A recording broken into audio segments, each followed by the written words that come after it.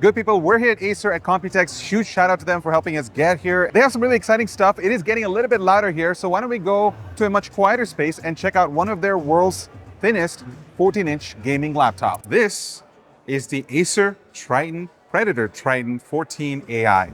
And this is a very special laptop. Yes, it is an AI PC. Fun fact, the last Triton laptop that I reviewed was almost 3 years ago. It was an all plastic chassis and it was a very basic laptop, but it had really good performance at the time. But this is a huge step up in design. So let's talk about it. So the idea behind the Triton 14 AI is essentially to offer a premium, thin and light gaming experience in the 14-inch laptop market. So the first thing that stands out to me is, of course, the size, right? This thing is super thin. It is less than 0.75 inches and it only weighs around 3.5 pounds, which is super lightweight. It's a very interesting configuration. So Acer decided to go with an Intel Lunar Lake CPU, specifically the Core Ultra 9 288V processor. Now, what's interesting about that chip is that the memory is integrated. It's soldered onto the chip, which means you can configure it with up to 32 gigabytes of RAM, and it runs at insanely fast 8,533 megatransfers per second, and it's paired to an RTX 5070 laptop GPU, and it has 4 performance modes baked into Predator Sense, which is the software used to adjust and fine-tune the power settings. So you have quiet, balanced, performance, and turbo. Turbo cranks this thing up all the way up to 95 watts with 15 watts of dynamic boost. So it is within the NVIDIA spec sheet. So again, that's a lot of performance for a laptop within this form factor. But again, we have to wait and see what the results are going to be like. And the build quality is really good. So the whole chassis is made out of CNC milled aluminum, and it's honestly one of the best looking laptops. It feels premium to the touch. The hinge is nice and solid. There's not a lot of wobbling going around, but it also, here's the important part, the most important test of a laptop is the one hand open test. So let's just do it live. 3, 2, 1. That worked. If we take a closer look at the design, the A cover, it's very simple. It has the updated Predator logo. It's RGB lit and it can be controlled through the software that's pre-installed.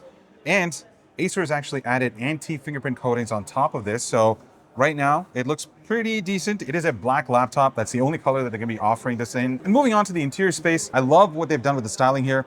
The two-tone finish on the interior space is really cool. So the palm rest area is actually covered in glass. So the whole thing is super smooth, and it still features that anti-fingerprint coating on top. And the touchpad is integrated into the palm rest area, and it features haptic motors. So this is probably one of the first gaming laptops in this form factor to feature this technology, and it's very strong. Like, I'm really getting a good sense of that feedback, which is really great. And you can adjust the strength of the haptics through windows. Now, because the trackpad is integrated into the palm rest area, Acer actually uses these illuminated borders to make that differentiation, so you're not confusing yourself, and it does a pretty good job. If you look at my cursor movements, it's pretty accurate, but doesn't end there. Now, this is something really cool. One of the ideas behind this laptop was to cater it towards gamers as well as creators. So what they've done is add stylus support to this trackpad. This will actually be included with the laptop. Unfortunately, there is no location or storage compartment for the stylus, so you're gonna have to carry this separately. The stylus is pretty straightforward. It has a tip and 2 buttons right over here. Again, it reminds me of some of the Windows tablets that I've tested in the past. It's built really well. It's metal, feels really good in the hand. Now, just with a few minutes of playing around with this setup, it feels really smooth. That glass surface, again, really helps with the glide.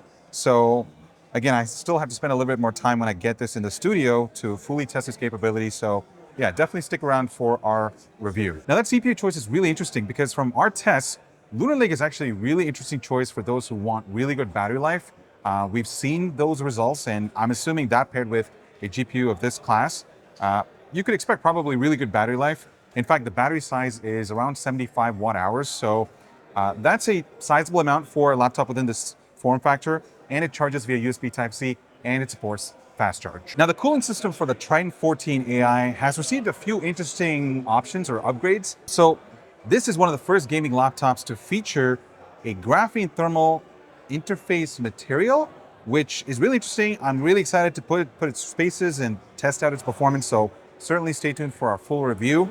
And it's also paired with a vapor chamber cooling system, and it features their 6th generation of the Aeroblade metal fans. It's 3D printed in-house patent design. So all of that should result, hopefully, in a very quiet and subtle gaming experience. That Lunar Lake CPU paired with an RTX 5070 is a really interesting combination, a very unique combination, in fact. And to wrap things up, we have a pretty standard keyboard with per key RGB lighting that can be customized through Predator Sense. So about that key travel, Acer was able to achieve that by a combination of that graphene thermal interface and the thin vapor chamber. So that would have allowed them to make the laptop even thinner, but instead of doing that, they optimized for travel distance and also made sure that they could maintain a high TGP. Port selection is pretty minimal. You get 2 USB Type-C ports, which feature Thunderbolt 4 support, not Thunderbolt 5. You get 2 USB Type-A 3.2 Gen 2 ports, an audio jack, and a micro SD card reader. I don't get that because this is a creator-focused laptop, and the fact that they decided to slam a micro SD card reader still is very questionable, but it's there if you need it. And you also get an HDMI 2.1 port. Now, the last thing to cover here is the display. So this features a 14.5-inch, 2.8K OLED panel with 120 Hz of refresh rate. It is Kalman verified, which means it covers 100% of the P3 color gamut.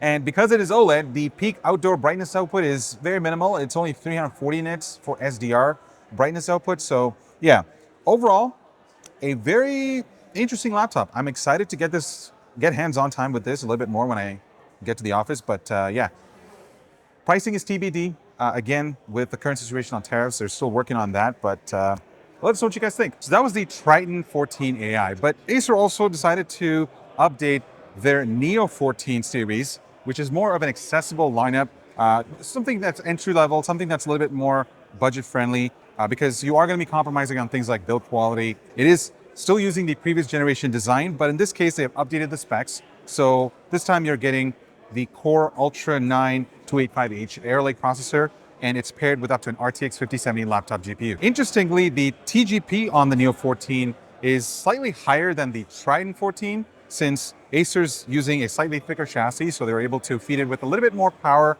So we're talking 100 watts of TGP, which is 5 watts more than the Triton, which is not too far, but it still has a 15 watts of dynamic boost. So yeah, overall, again, a very compact, fairly lightweight laptop. I do like the overall build quality, very entry-level focus. So that is the Acer Neo14 AI. So that's it from Acer here at Computex. Thank you so much for watching, and let us know what you guys think about the new Triton 14 AI. I'm really excited about that laptop. I really want to get my hands on it. I'm curious to hear your thoughts. And of course, if you want us to do a comparison between the Triton and the Neo 14, let us know in the comments down below. That'll be really interesting. But that's it. I'm Eber with Haro Canucks, signing off. Dimitri behind the camera, Michael and Robert somewhere over there. But I'll talk to you guys in another video.